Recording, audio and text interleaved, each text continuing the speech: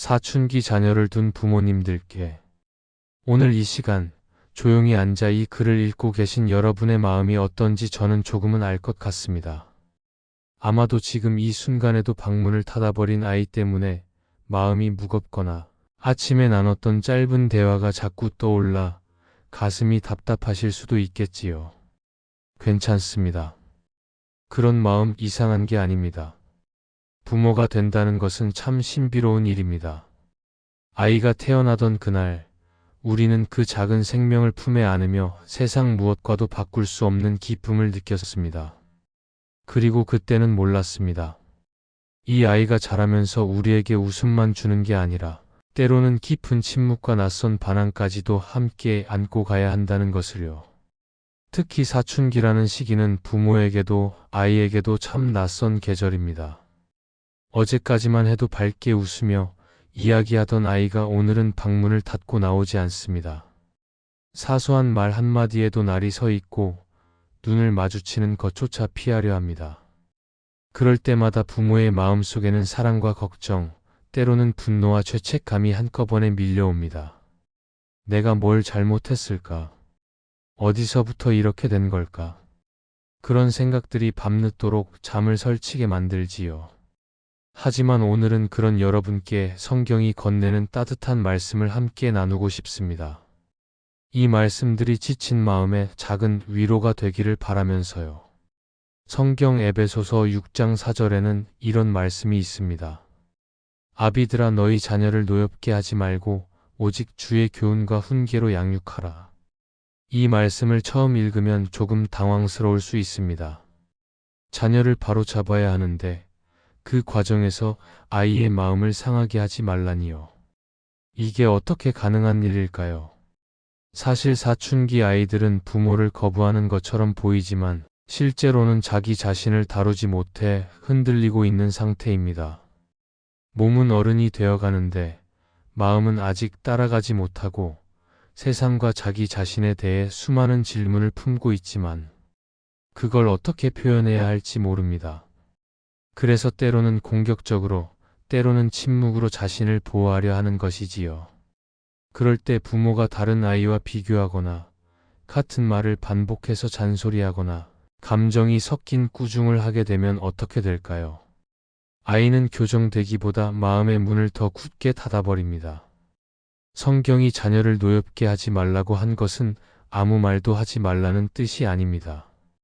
다만 말할 때 그 말 속에 사랑이 느껴지도록 하라는 것입니다. 우리가 아이에게 하는 말 한마디 한마디가 아이의 미래를 위한 것인지 아니면 지금 내 감정을 풀기 위한 것인지 잠깐 멈춰서 생각해 볼 필요가 있습니다. 그게 쉽지 않다는 걸 저도 압니다. 부모도 사람이니까요. 야고보서 1장 20절은 이렇게 말합니다. 사람의 노는 하나님의 의를 이루지 못함이라. 참 단호한 말씀이지요. 부모도 사람입니다. 화가 나고 서운하고 억울할 때가 있습니다. 내가 이렇게까지 해줬는데 왜 저렇게 나오는지, 내가 너를 어떻게 키웠는데 이런 식으로 대하는지 그런 말이 목까지 차오를 때가 있습니다. 하지만 성경은 분명하게 말합니다. 부모의 분노는 아이를 바르게 만들지 못한다고요. 아이에게 필요한 것은 완벽한 부모가 아닙니다. 실수하지 않는 부모, 항상 옳은 부모가 아니라 감정을 절제할 줄 아는 부모입니다. 화가 날 때 잠깐 멈추고 숨을 고르고 기도로 마음을 가라앉힐 수 있는 부모입니다. 그런 모습 자체가 아이에게는 살아있는 신앙 교육이 됩니다. 부모가 완벽해서가 아니라 부모도 자신의 감정과 싸우며 하나님 앞에 무릎 꿇는 모습을 보여주는 것, 그것이 진짜 믿음의 모습이라는 걸 아이는 배우게 됩니다. 고린도전서 13장에 나오는 사랑에 대한 말씀을 기억하시나요? 사랑은 오래 참고 사랑은 온유하며. 사춘기 자녀를 향한 사랑은 정말 짧은 호흡으로는 감당할 수 없는 것 같습니다. 오늘은 괜찮았다가 내일은 다시 무너지고 한 걸음 나아간 것 같다가 두 걸음 뒤로 가는 시기니까요. 성경은 사랑을 감정이 아니라 인내의 시간으로 정의합니다.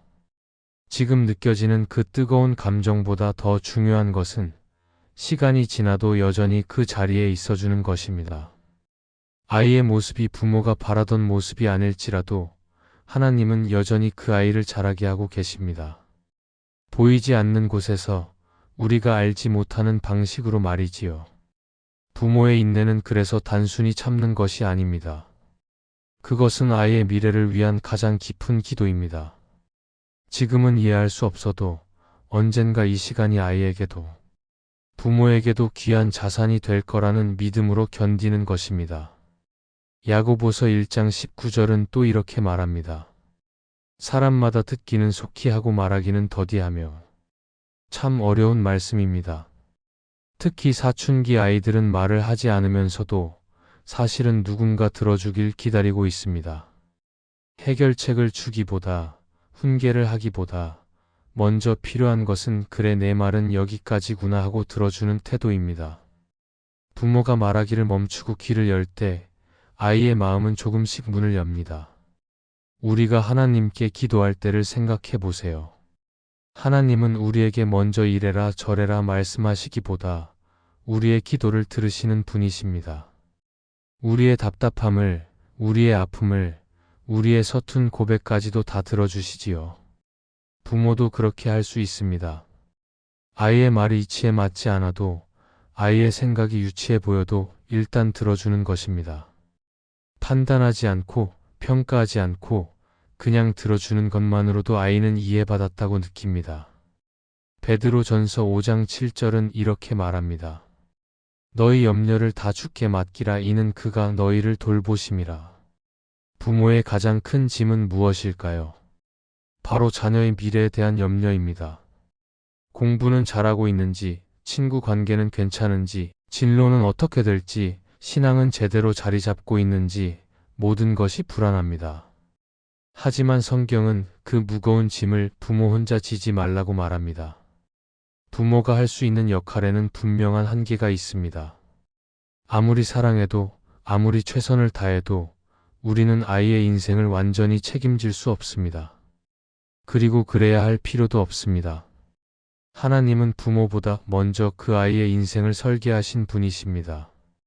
우리가 태어나기 전부터 우리의 모든 날을 아시고 우리의 끝을 보시는 분이십니다.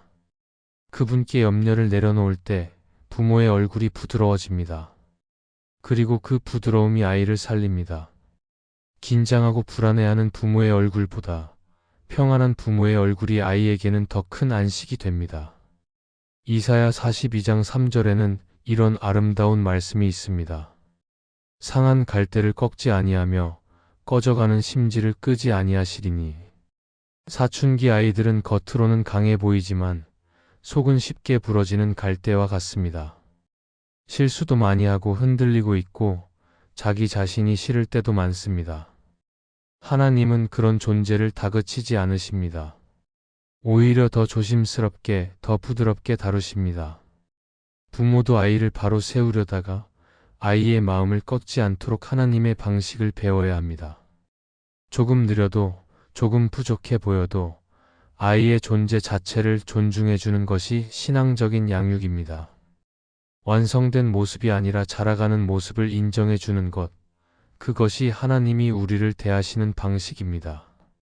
우리도 아직 완전하지 않지만 하나님은 우리를 포기하지 않으십니다.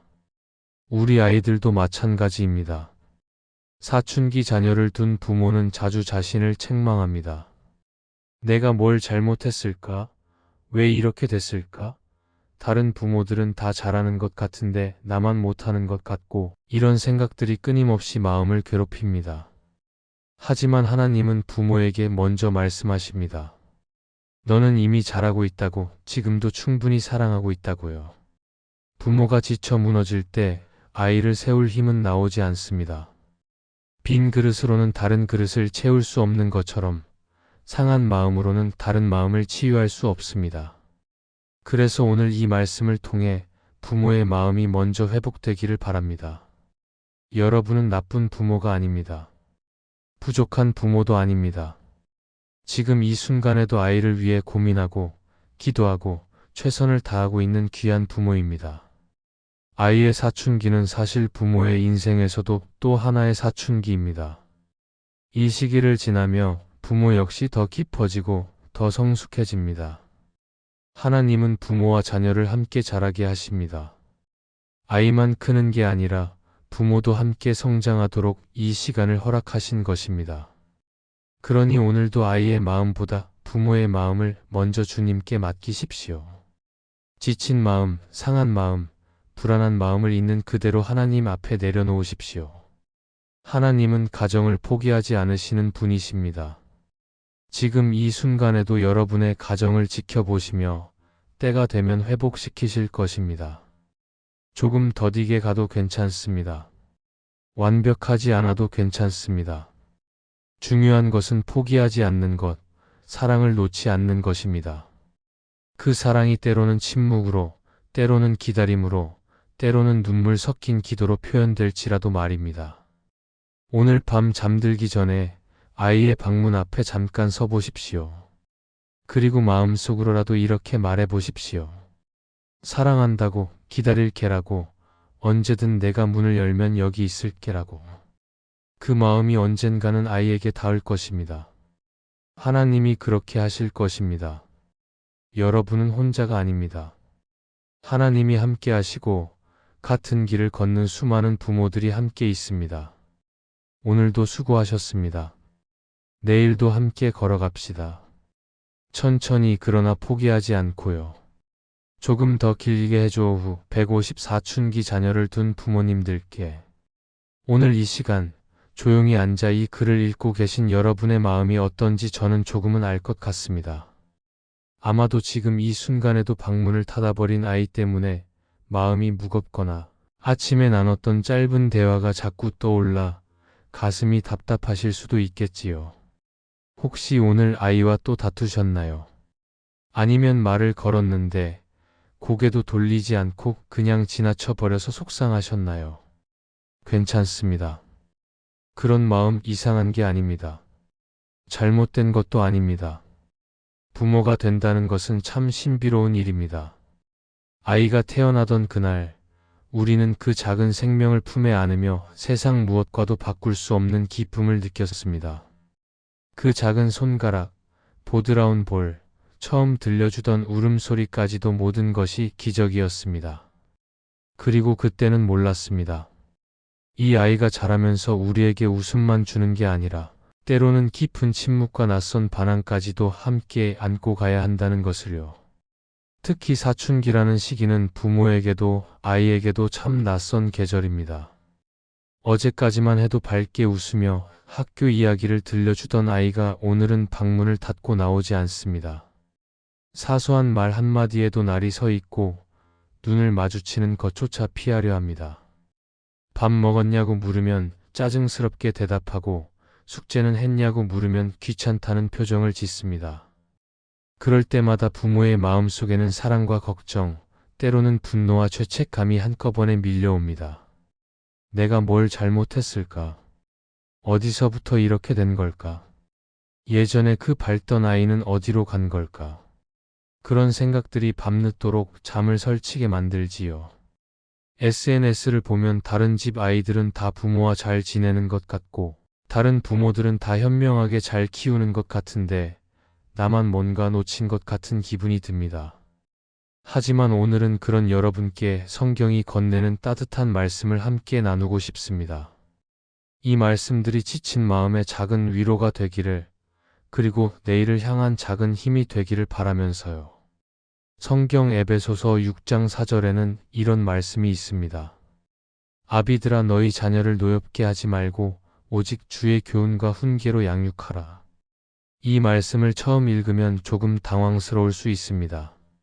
자녀를 바로잡아야 하는데 그 과정에서 아이의 마음을 상하게 하지 말라니요.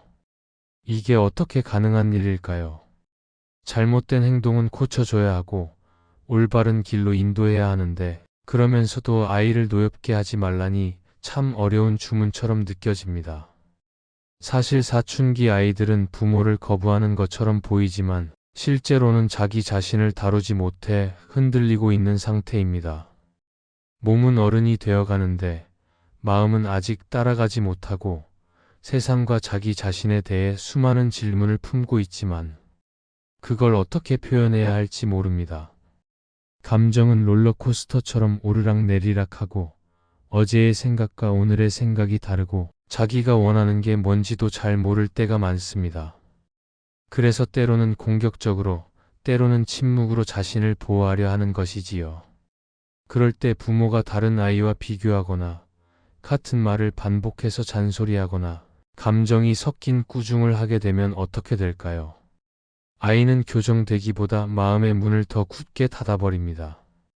옆집 아이는 공부도 잘하고 효자라는 말을 듣는 순간 아이는 자신이 부족하다는 생각에 더 움츠러듭니다. 몇 번이나 말했는데 왜 안 듣냐는 말을 들으면 아이는 자신이 이해받지 못한다고 느낍니다. 부모의 화난 목소리를 들으면 아이는 자신이 사랑받지 못한다고 오해합니다. 성경이 자녀를 노엽게 하지 말라고 한 것은 아무 말도 하지 말라는 뜻이 아닙니다. 다만 말할 때 그 말 속에 사랑이 느껴지도록 하라는 것입니다. 같은 내용이라도 어떻게 전달하느냐에 따라 아이가 받아들이는 방식은 완전히 달라집니다. 내가 틀렸어라고 말하는 것과 엄마는 내가 이렇게 하면 더 좋을 것 같은데 어떻게 생각하니라고 말하는 것은 천지 차이입니다. 우리가 아이에게 하는 말 한마디 한마디가 아이의 미래를 위한 것인지 아니면 지금 내 감정을 풀기 위한 것인지 잠깐 멈춰서 생각해 볼 필요가 있습니다. 그게 쉽지 않다는 걸 저도 압니다. 부모도 사람이니까요. 하루 종일 일하고 돌아왔는데 아이가 숙제도 안 하고 게임만 하고 있으면 화가 날 수밖에 없습니다. 좋은 말로 100번 얘기했는데도 똑같은 행동을 반복하면 답답할 수밖에 없습니다. 야고보서 1장 20절은 이렇게 말합니다. 사람의 노는 하나님의 의를 이루지 못함이라. 참 단호한 말씀이지요. 부모도 사람입니다. 화가 나고 서운하고 억울할 때가 있습니다. 내가 이렇게까지 해줬는데 왜 저렇게 나오는지, 내가 너를 어떻게 키웠는데 이런 식으로 대하는지 그런 말이 목까지 차오를 때가 있습니다. 새벽부터 밤까지 뛰어다니며 아이를 위해 희생했는데 아이는 그런 마음을 전혀 몰라주는 것 같아 속상합니다. 하지만 성경은 분명하게 말합니다. 부모의 분노는 아이를 바르게 만들지 못한다고요. 화를 내는 순간에는 뭔가 시원한 것 같지만 그 화는 아이의 행동을 변화시키지 못합니다. 오히려 아이와 부모 사이에 보이지 않는 벽을 쌓을 뿐입니다. 아이는 부모의 말이 옳다는 걸 알면서도 화난 얼굴과 목소리 때문에 귀를 닫아버립니다. 아이에게 필요한 것은 완벽한 부모가 아닙니다. 실수하지 않는 부모, 항상 옳은 부모가 아니라 감정을 절제할 줄 아는 부모입니다. 화가 날 때 잠깐 멈추고 숨을 고르고 기도로 마음을 가라앉힐 수 있는 부모입니다. 지금 내가 하려는 말이 아이를 위한 것인지 내 감정을 해소하기 위한 것인지 스스로에게 물어볼 수 있는 부모입니다. 그런 모습 자체가 아이에게는 살아있는 신앙 교육이 됩니다. 부모가 완벽해서가 아니라 부모도 자신의 감정과 싸우며 하나님 앞에 무릎 꿇는 모습을 보여주는 것, 그것이 진짜 믿음의 모습이라는 걸 아이는 배우게 됩니다. 화가 나도 참는 모습, 속상해도 기도하는 모습, 잘못했을 때 사과할 줄 아는 모습을 통해 아이는 진정한 성숙함이 무엇인지 깨닫습니다. 고린도전서 13장에 나오는 사랑에 대한 말씀을 기억하시나요? 사랑은 오래 참고 사랑은 온유하며 사춘기 자녀를 향한 사랑은 정말 짧은 호흡으로는 감당할 수 없는 것 같습니다. 오늘은 괜찮았다가 내일은 다시 무너지고 한 걸음 나아간 것 같다가 두 걸음 뒤로 가는 시기니까요. 어제는 대화가 잘 통했는데 오늘은 또 벽을 쌓고 지난주에는 웃으며 이야기했는데 이번 주에는 눈도 마주치지 않으려 합니다. 그런 날들이 반복되면 부모는 지칩니다. 언제까지 이래야 하나, 언제쯤 예전처럼 돌아올까, 이 터널의 끝은 어디일까, 그런 생각들이 마음을 무겁게 합니다. 하지만 성경은 사랑을 감정이 아니라 인내의 시간으로 정의합니다. 지금 느껴지는 그 뜨거운 감정보다 더 중요한 것은 시간이 지나도 여전히 그 자리에 있어주는 것입니다. 아이의 모습이 부모가 바라던 모습이 아닐지라도 하나님은 여전히 그 아이를 자라게 하고 계십니다. 보이지 않는 곳에서 우리가 알지 못하는 방식으로 말이지요. 우리 눈에는 아무것도 변하지 않는 것 같아도 하나님은 아이의 마음 깊은 곳에서 조용히 일하고 계십니다. 때로는 고통을 통해, 때로는 실패를 통해, 때로는 부모와의 갈등을 통해서도 아이를 빚어가십니다. 부모의 인내는 그래서 단순히 참는 것이 아닙니다. 그것은 아이의 미래를 위한 가장 깊은 기도입니다. 지금은 이해할 수 없어도 언젠가 이 시간이 아이에게도 부모에게도 귀한 자산이 될 거라는 믿음으로 견디는 것입니다. 지금 우리가 흘리는 눈물, 지금 우리가 삼키는 한숨, 지금 우리가 꾹 참는 말들이 모두 헛되지 않을 거라는 소망을 품는 것입니다. 야고보서 1장 19절은 또 이렇게 말합니다. 사람마다 듣기는 속히 하고 말하기는 더디하며. 참 어려운 말씀입니다. 특히 부모에게는 더욱 어렵습니다. 왜냐하면 우리는 아이보다 인생을 먼저 살았고 더 많이 알고 더 많이 경험했기 때문입니다. 그래서 아이가 말하기도 전에 이미 답을 알고 있고 아이가 어떤 선택을 하면 어떤 결과가 나올지 뻔히 보입니다. 하지만 사춘기 아이들은 말을 하지 않으면서도 사실은 누군가 들어주길 기다리고 있습니다. 해결책을 주기보다, 훈계를 하기보다 먼저 필요한 것은 그래 내 말은 여기까지구나 하고 들어주는 태도입니다. 아이의 말이 논리적이지 않아도 아이의 생각이 미숙해 보여도 일단 끝까지 들어주는 것입니다. 부모가 말하기를 멈추고 귀를 열 때 아이의 마음은 조금씩 문을 엽니다. 우리가 하나님께 기도할 때를 생각해 보세요. 하나님은 우리에게 먼저 이래라 저래라 말씀하시기보다 우리의 기도를 들으시는 분이십니다. 우리의 답답함을, 우리의 아픔을, 우리의 서툰 고백까지도 다 들어주시지요. 때로는 우리가 엉뚱한 기도를 해도, 때로는 우리가 잘못된 것을 구해도 하나님은 먼저 들으십니다. 부모도 그렇게 할 수 있습니다. 아이의 말이 이치에 맞지 않아도, 아이의 생각이 유치해 보여도 일단 들어주는 것입니다. 판단하지 않고, 평가하지 않고, 비교하지 않고, 그냥 들어주는 것만으로도 아이는 이해받았다고 느낍니다. 내 말을 들어주는 사람이 있다는 것, 내 감정을 인정해주는 사람이 있다는 것, 그것만으로도 아이는 위로를 받습니다. 물론 듣기만 하고 끝낼 수는 없습니다. 때로는 부모로서 방향을 제시해야 하고 잘못된 것은 바로 잡아줘야 합니다. 하지만 그 순서가 중요합니다. 먼저 듣고 충분히 공감하고 아이의 마음을 이해한 다음에 말하는 것과 듣지도 않고 바로 판단하고 지적하는 것은 완전히 다른 결과를 낳습니다. 베드로전서 5장 7절은 이렇게 말합니다. 너희 염려를 다 주께 맡기라 이는 그가 너희를 돌보심이라. 부모의 가장 큰 짐은 무엇일까요? 바로 자녀의 미래에 대한 염려입니다. 공부는 잘하고 있는지, 친구 관계는 괜찮은지, 진로는 어떻게 될지, 신앙은 제대로 자리 잡고 있는지 모든 것이 불안합니다. 이대로 가다가는 대학도 제대로 못 가는 거 아닐까? 사회에 나가서 적응이나 할 수 있을까? 그런 걱정들이 끝없이 이어집니다. 밤에 잠자리에 누우면 이런 생각들이 더 선명해집니다. 내일은 다음 달은 내년은 어떻게 될까? 아이가 지금 이런 모습인데 앞으로는 괜찮을까? 다른 아이들은 벌써 진로를 정하고 준비하는데 우리 아이는 아직도 방황하고 있는 것 같아 초조합니다. 이 불안한 마음을 누구에게 털어놓을 수도 없고 혼자 끙끙 앓게 됩니다. 하지만 성경은 그 무거운 짐을 부모 혼자 지지 말라고 말합니다. 부모가 할 수 있는 역할에는 분명한 한계가 있습니다. 아무리 사랑해도 아무리 최선을 다해도 우리는 아이의 인생을 완전히 책임질 수 없습니다.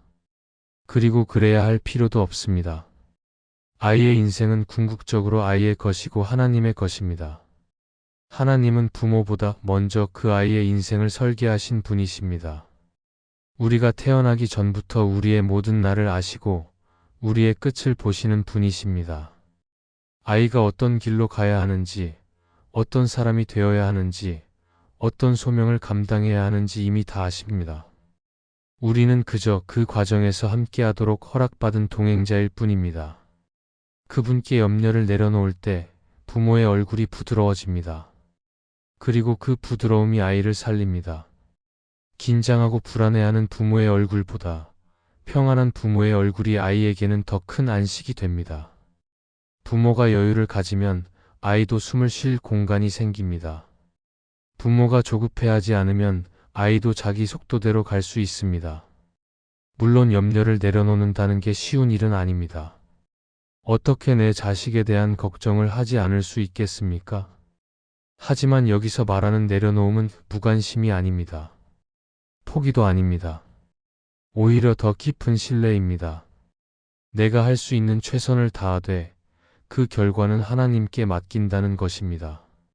오늘 할 수 있는 일에 집중하되 내일에 대한 불안은 하나님께 드린다는 것입니다. 이사야 42장 3절에는 이런 아름다운 말씀이 있습니다. 상한 갈대를 꺾지 아니하며 꺼져가는 심지를 끄지 아니하시리니.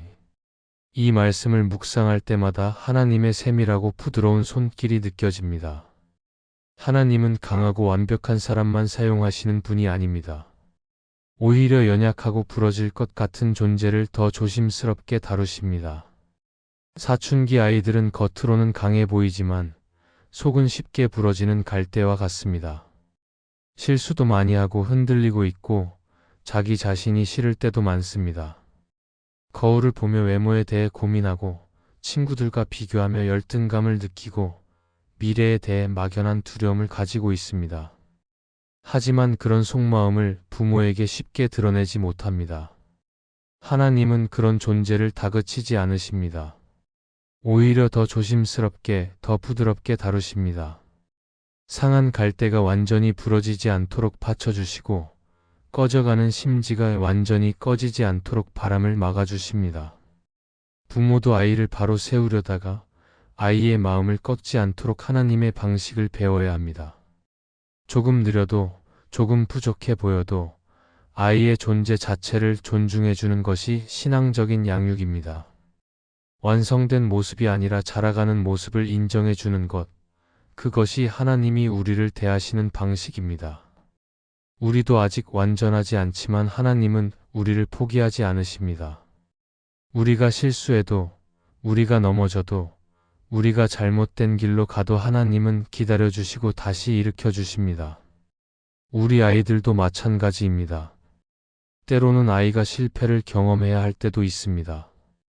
부모가 미리 막아주고 싶어도 아이가 직접 부딪혀보고 깨달아야 할 때가 있습니다.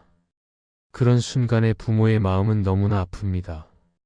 넘어지는 걸 보면서도 손을 내밀지 못하고 지켜보는 것만큼 힘든 일이 없습니다. 하지만 그것도 사랑입니다. 당장의 고통을 피하게 해주는 것보다 스스로 일어서는 법을 배우게 하는 것이 진짜 사랑일 때가 있습니다. 사춘기 자녀를 둔 부모는 자주 자신을 책망합니다. 내가 뭘 잘못했을까? 왜 이렇게 됐을까? 다른 부모들은 다 잘하는 것 같은데 나만 못하는 것 같고 이런 생각들이 끊임없이 마음을 괴롭힙니다. 아이가 어릴 때 더 함께 놀아줬어야 했나? 학원을 더 보냈어야 했나? 아니면 덜 보냈어야 했나? 이미 지나간 시간들을 후회하며 자책합니다. 하지만 하나님은 부모에게 먼저 말씀하십니다. 너는 이미 잘하고 있다고, 지금도 충분히 사랑하고 있다고요. 완벽한 부모는 이 세상에 없습니다.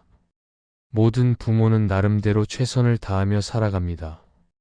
때로는 실수하고, 때로는 부족하고, 때로는 감정에 휘둘리지만 그래도 아이를 사랑하는 마음만큼은 진실합니다. 부모가 지쳐 무너질 때 아이를 세울 힘은 나오지 않습니다. 빈 그릇으로는 다른 그릇을 채울 수 없는 것처럼 상한 마음으로는 다른 마음을 치유할 수 없습니다. 부모 자신이 먼저 하나님께 위로받고 회복되고 힘을 얻어야 합니다.